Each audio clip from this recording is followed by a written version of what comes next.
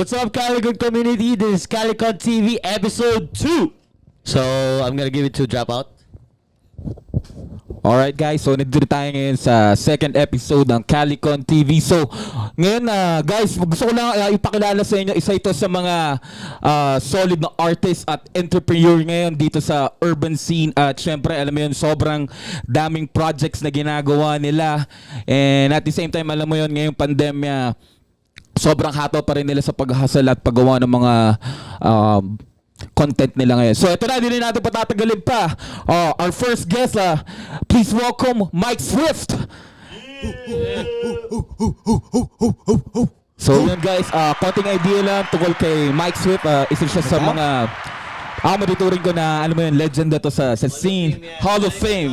Calicon Hall of Fame. So official. yeah. So guys, konting trivia lang, ito si Mike Swift. Isa siya sa mga gumawa na malulupit na movement dito sa Pilipinas. So it's called Konektado. So isa siya dun sa, I mean, like, you're one of the founders, right? Co-founder. Yes. Puting Kalabaw. Yeah, together with Puting Kalabaw. So yun guys, Smart. kung familiar kayo sa Konektado, and at the same time, meron din siyang Battle Rap League. So ang pangalan nito ay Sunugan. So That's yun with guys, Looney and Jehan also. Puting Kalabaw and Looney. so yun guys, that's konting trivia mula sa akin, amin. Ito na. Episode 2 pa lang. Episode 2 pa lang. So yun guys, our next guest for tonight, feeling ko gabi na talaga to kasi meron din siyang ginagawa na vlog. It's araw-araw, gabi-gabi. So yung related yan doon. So eto na, isa sa mga malulupit ngayon sa rap scene, at the same time CEO ng isang malupit na clothing brand, High Minds. Please welcome Omar Baliw. Yeah. So yun guys, alam mo yun, para sa akin, Doug and Kuya Nick, exciting tong episode natin to kasi alam ko itong dalawang guest natin ay maliban sa pagiging artist, magkaibigan rin sila in person. Tama ba kayo, Mike, diba? So, medyo close to. So, alam mo yun, napag-isipan namin ng Calicon na, magandang tandem tong dalawang to, and at the same time, parang kwentuhan lang talaga. And yun, Connect. Yo, so, a dream come true to para sa amin na may guest si Mike. Yes, sir. I mean, for our second episode, okay siya. I mean, ang lakas kagad. Second episode pa lang, so malakas kagad. Kita mo si Drappy, hindi niya nalabas yung rekta sa kali, niya MC niya Naging fan. Ako naging fan I'm a fan. Rekta sa kwarto kasi, yung sanay sa outdoor. Yun. So, sige. So, let's get to it na. Doug. Mabilisan na lang. Total, alam naman na ng tao, hindi na kailangan ng haba pang introduction. Jump in na tayo sa topics. So, unahin natin si Kuya Mike. Yeah. Origin story. Kuya So, Mike. saan ba nanggaling ang isang Mike Swift? Kwento mo, we have time. Kakain muna tayo. Sa womb ng aking inay. Okay. Nanggaling ako sa dito ng mom ko. Ang tawag ko sa kanya inay. Paglabas ko doon, galing ako siguro sa Lipa City, Batangas. Sigurado. Sa Lipa City, Batangas. Tapos lumaki akong ganong kahaba bang ang oras na to para may storya ko itong life Sige, kailan ka umalis ng Philippines? Basta grade 2 hanggang grade 2 ako sa Pilipinas bago ako mapadpad sa 8 years old. Amerika na nung unang balik ko dito, I was already a grown man when I already dropped out of college. I already worked a few years as an adult before even approaching really hardcore full talaga committed sa pagrarap sa industriya ng rap. So 2004 yon. 2004 nandito ka na. Dito, During Head Bop yan, di ba? Head Bop music. I already founded Head Bop. I was 17 years old. 1998 with two other friends. That's Pocho, which is a Puerto Rican American. Also Yeshua the Poet, which is a Colombian So yun yung dalawa kong parang kayong tatlo kayo, 'di ba? Kami tatlo din kaming nag-umpisa. Sobrang bata ako pa na I started it with putting $1,500 each during that time. So it was like, yo, you know how to and you needed that to get your stuff incorporated. Para maging official na kumpanya, kailangan mong yun ganyan, lalakarin mo yung papeles, so Registrations and exactly. So I still have my head bop certificate to show everybody how official that I am the first Filipino to have an indie label in America. That's how old, say 1998. But it's cool that kaya yung confidence ko pagdating ko dito, pagdating sa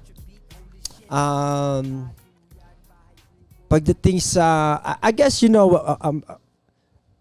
toured a group that's with head bop music in America. That's including Canada.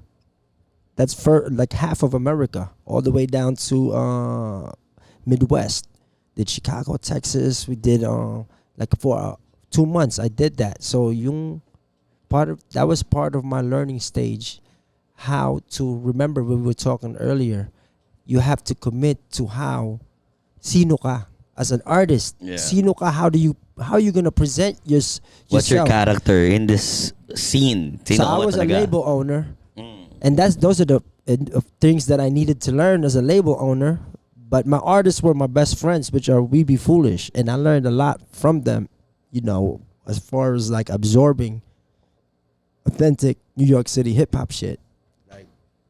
So anyway, long story short, what I've learned sa pagiging owner ng label sa murang edad ay puta, may pera pala sa music business. Ha? Yeah. Kasi plaka pa lang yung linabas namin, sticker lang yung sa gitna, wala pang artwork na legit. We sold 10,000 copies of this shit. And so we're like, pero hindi pa kami kilala. Hindi, so I'm like, yo, nobody even knows who the fuck we are in the business, and we already sold that much. And you guys are touring. There's a demand for you to tour independently outside America, Europe, ganyan. So yun yung initial learnings pagdating sa music industry, music business, not just music or the culture, because I learned that younger. B-boy na ako dito sa Pilipinas, nagbe-breakdance na ako pagdating ko sa Amerika. Anong year yun? Yung nagpunta ka ng New York? And what part of New York? That was 90s, early 90s, parang 92, ganun. Then you went back here 2003? 2004? 2004. 2004. Trivia lang, fun fact. De, seryoso ito. I wrote him a fan letter, man. Way back to 2000, 2003. I wrote you a fan letter. I was a fan. I was still in college noon.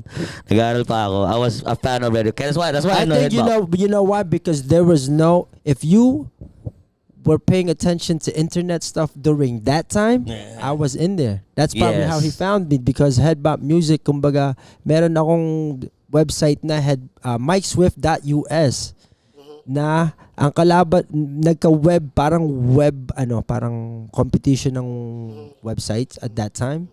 And ang mga kalaban ko, Cindy Corleto.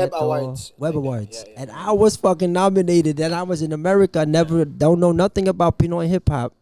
Just I know Francis M. I know Andrew E. Maybe I watched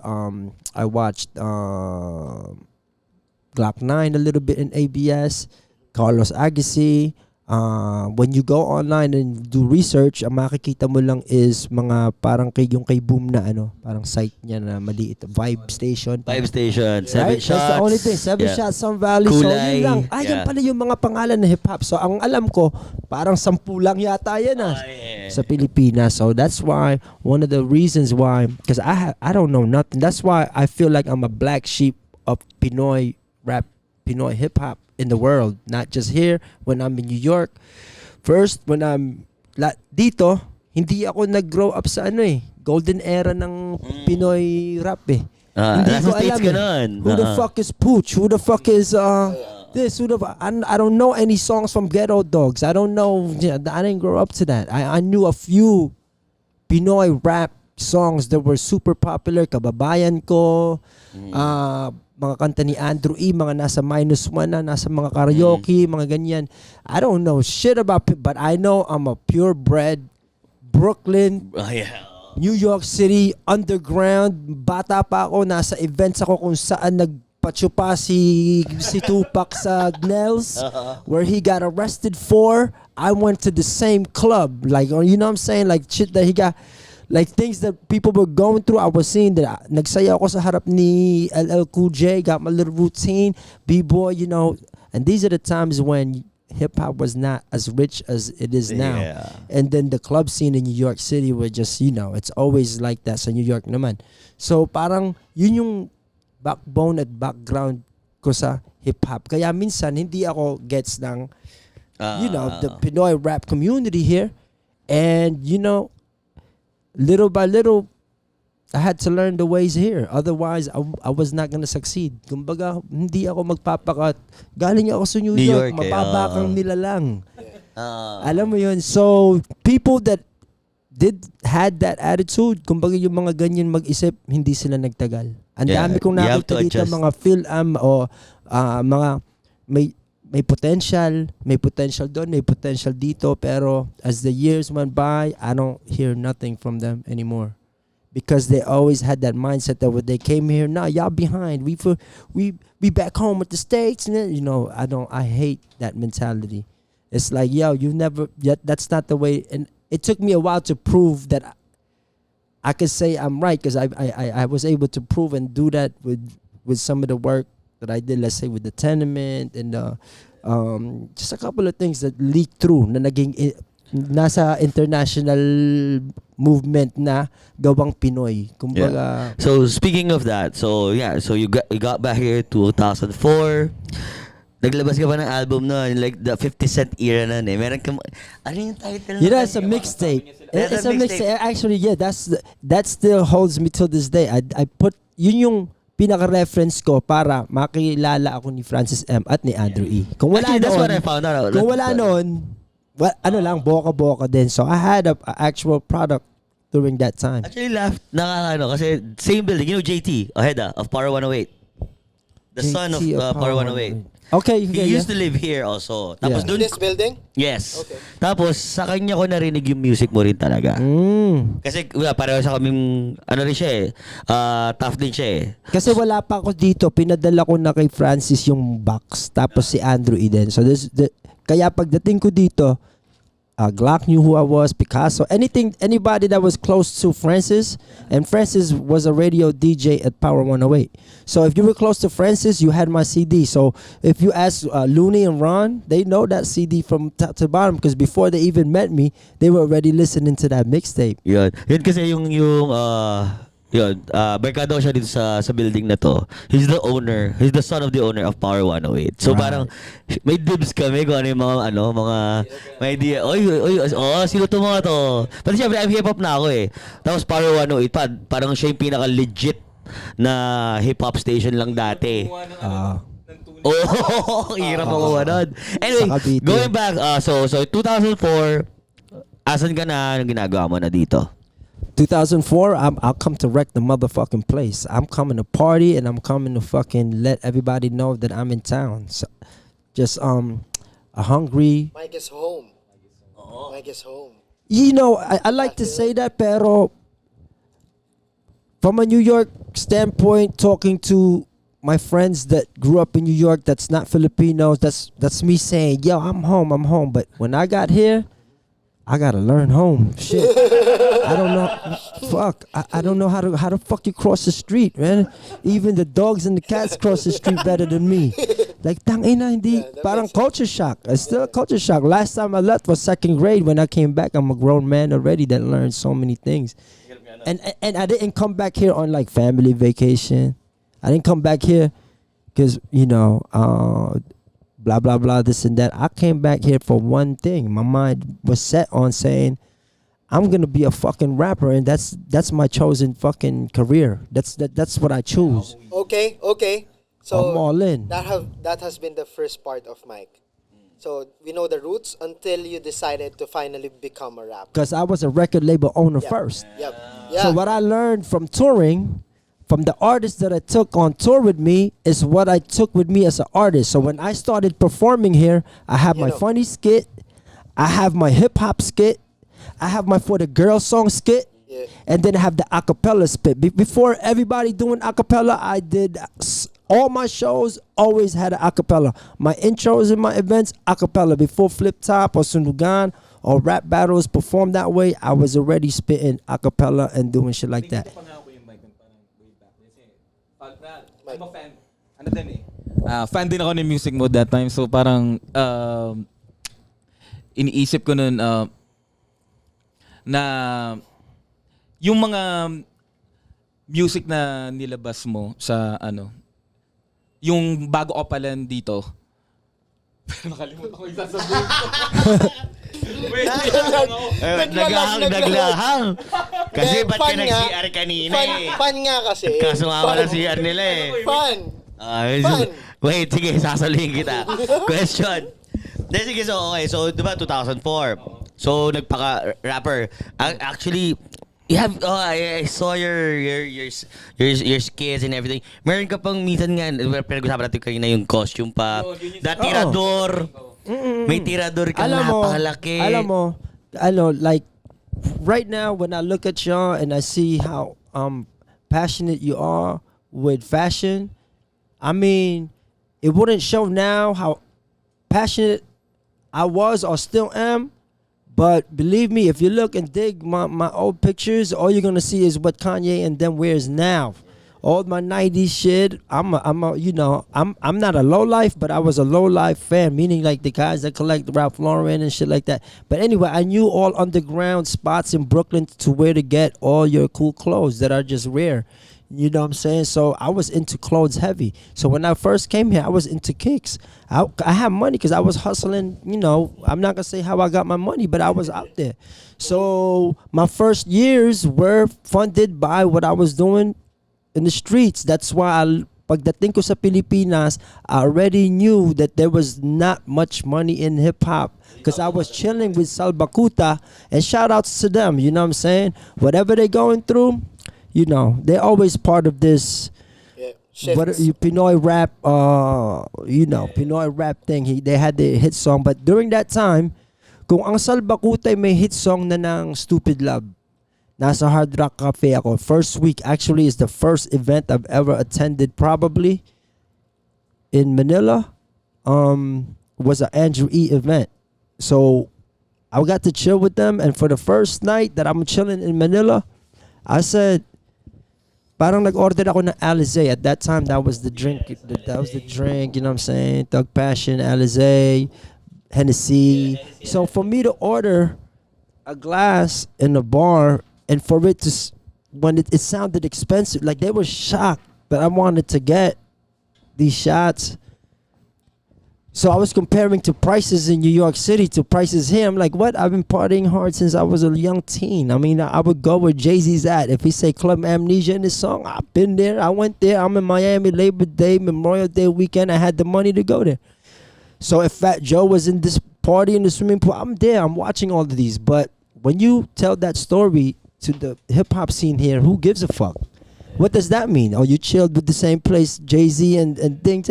What does that mean? Oh, you got a picture with who and how and who? You know, so I stopped doing that. I stopped feeling like, tangina, ito yung mga na-experience ko. Sino ka para magdikta ng ganto-ganto? Ako dapat ng sundan. Parang I couldn't be like that either. At all. Yo, Kuya Mike, let's continue that story. Let's cut it short right now. Like, we need to know the introduction for Omar B, because at this point, you're going to, dito na kayo sabay eh. Dito na kayo sabay. So we've known you from when you left the Philippines, right, and then you came back, and then you're this already. And this guy, our brother right here, has also a very humble beginnings in terms of business and also in music. So why don't we listen for more of how did Omar B started, so that you can be Oh, hell connected yeah. on the Okay, story. shit. Man, say no more. Yeah. I'll intro Omar how I know him. Let me intro him for you. Do it. I mean, I know Omar has battled in Flip Top, has battled in Sunugan. Every time I see Omar, he definitely asks for a battle, or he will ask for opportunity to battle all the time. That's how I know Omar first. And then I fucked with Bugoy and their movement for fucking since he was a Donggala already, so I already knew. I already. Kumbaga, nasa mundo ako nang nagbebenta ako ng mixtape hand to hand. Wala naman nagagawa na nung una akong dumating dito sa Fubu. Tatayo ako sa Glorieta, punong-puno ng CDs ang ano ko. Boboli. May CDs ako doon. May CDs siya doon. Nakapatong yun Yun doon yung mga because I would drop it. NY2PI. That's right. So, I'm hustling. Nobody was doing that, and I had to do that because that was, like I said, I'm fully committed. So, nakausap ko na yung mga labels through Francis. I already spoke some through on my own connect. Sarah Geronimo's manager, Jojo Dinkong at that time, and the other person too. What's her name in Viva? I forget her name now. But anyway, I'm new to this country, managing myself, but finding ways to get into those meetings by myself with my own press kit. Got gold fronts, long chain. I got a slang, bulul-bulul pa ako magtagalog ng panahon. So I'm weird to everybody because I go in there with so much juice and confidence that I say, yo, you can market me this way. I mean, and then now I look at it and it makes me cringe, like selling myself that way. You know what I'm saying? But then I'm also proud at the same time because that's who I believe, who I am, who I was, and that's who I am.